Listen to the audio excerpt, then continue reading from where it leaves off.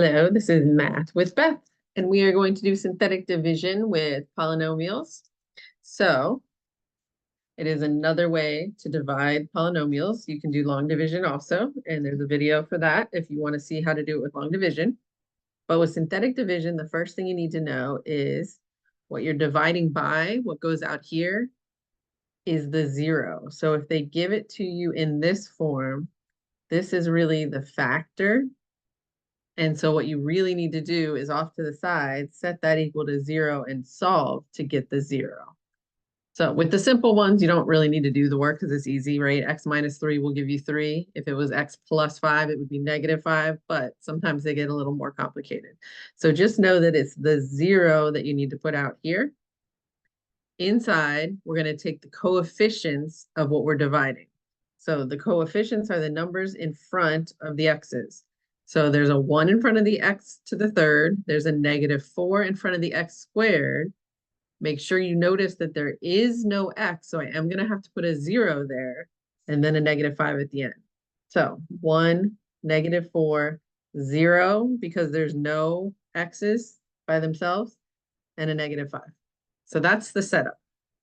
Once you've set it up, you always start by bringing down the first number. And then from there, we're going to multiply and add. So you multiply this by the 3 outside, and then you add these. Multiply this by the 3 outside, add, multiply by the 3, and add. Whatever you get at the end here, that is always your remainder. So you can use this to do a lot of different things. So there's the remainder theorem. If you were using this to find something with the remainder theorem, that is your answer. But if you were using this to see if x minus 3 was a factor, which means does it go into this perfectly? The answer is no, because there's a remainder.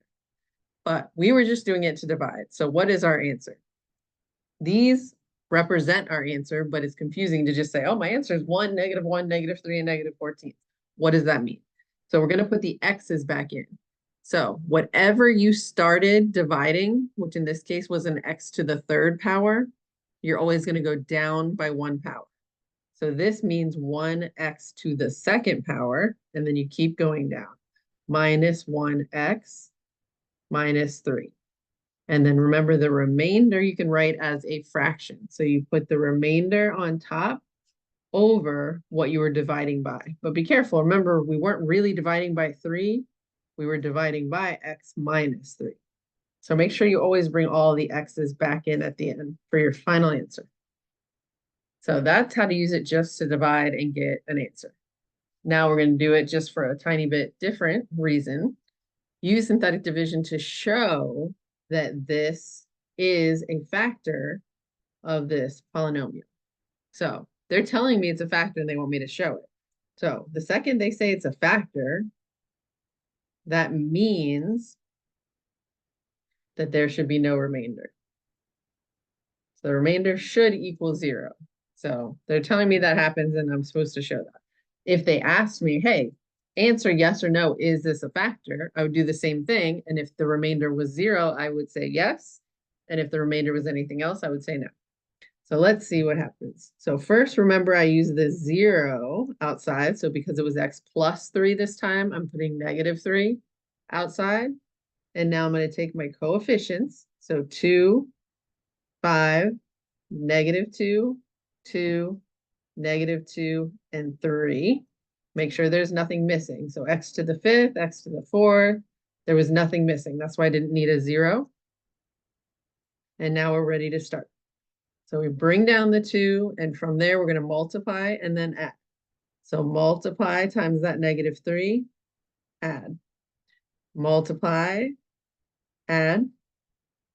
Multiply times the -3, add. Multiply, add. Multiply, add. So they were right. It is a factor, and this is how I would show it.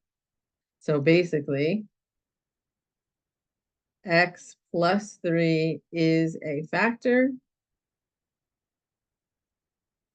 because the remainder is 0. So that's how we showed what they already basically told us, is that x plus 3 was a factor of this long polynomial. There's other things you can do with synthetic division, but that's the basic setup and how you do it. If there's another type of question you want to know how to do with synthetic division, feel free to add it in the comments and I can make another video. I hope that helped and see you next time.